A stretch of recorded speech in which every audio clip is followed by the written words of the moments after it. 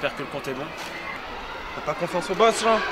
C'est bon, ça va. Si jamais tu parles de l'échange à qui que ce soit, c'est ce qui t'arrivera. Hein.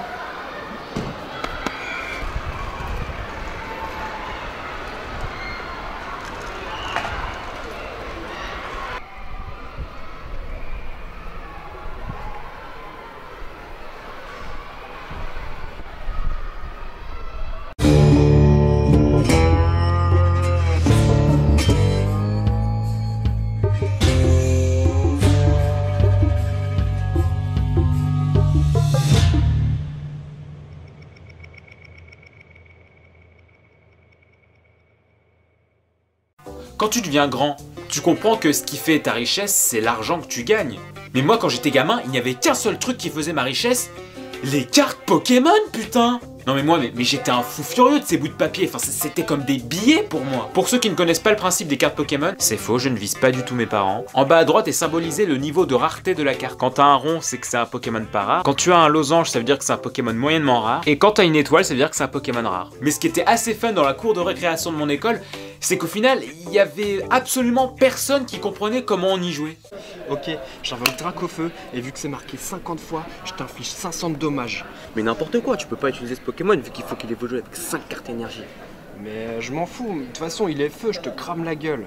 Et moi j'invoque le magicien des ténèbres. Mais quand ma mère venait me chercher à l'école et qu'elle me faisait la surprise de m'offrir un paquet de cartes Pokémon... Tiens mon chéri, tes cartes Pokémon.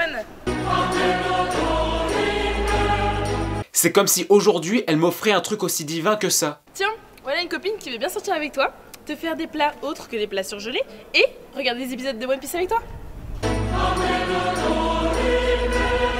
Ah non mais les cours de récréation, c'était vraiment comme un territoire de dealers quoi. C'est-à-dire qu'il y avait des sortes de chefs qui possédaient chacun un territoire. Et pourquoi ils étaient considérés comme des boss? Tout simplement parce qu'ils possédaient une seule chose qui leur procurait le respect et la puissance. Ils possédaient un type de carte qui faisait toute la différence dans la cour de récréation. Je parle bien sûr des cartes X. Je sais pas si ça existe toujours dans les cartes Pokémon d'aujourd'hui, mais ce qu'il faut savoir c'est que les X c'était des sortes de cartes hyper rares, hein. C'était vraiment ouf d'en avoir une, et ce sont des cartes super puissantes, super rares, bref t'avais l'hyper respect quand on avait une. Mais en plus regardez ça, elles sont magnifiques. Et rien qu'en avoir une à l'époque c'était vraiment le signe par excellence de virilité, mais quand on avait 2 ou 3, là ça faisait de toi le king de la récréation.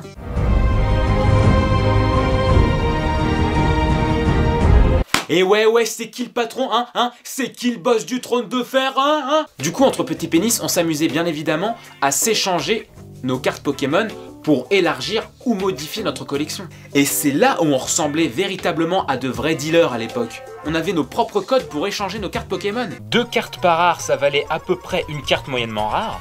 3 cartes moyennement rares valaient une rare. Et 5 cartes rares valaient une carte X. Et c'est celui qui proposait les meilleures offres qui pouvait obtenir les cartes qu'il voulait. J'ai entendu dire que c'est vous qui possédiez le fameux, légendaire gardien des abysses. En effet. Je vous propose 10 cartes pour l'échange. Je me demande si c'est véritablement une bonne affaire. Mon oncle! Qu'est-ce que t'en penses? Tu penses que c'est un échange équivalent?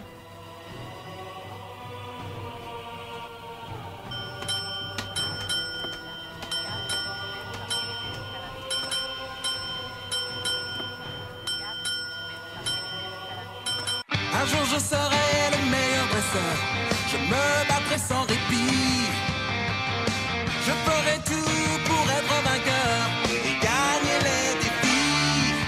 Pokémon, attrapez-les, c'est notre histoire. Pokémon, ensemble pour la victoire. Pokémon, yeah. Rien ne nous arrêtera, notre amitié triomphera. Et pour vous montrer que j'ai encore plus la classe, et ça c'est l'une de mes plus grandes fiertés, c'est qu'à l'époque il y avait encore un type de carte au-dessus des cartes X. Elles s'appelaient les cartes stars, c'était des cartes pratiquement introuvables, avec dessus un Pokémon aux couleurs anormales, et avec une petite étoile à côté du nom. Je te mets au défi de fouiller dans tes affaires et de retrouver tes anciennes cartes Pokémon, et de trouver une carte comme celle-ci. Tu m'envoies une petite photo sur Facebook et on verra si quelqu'un peut m'égaler.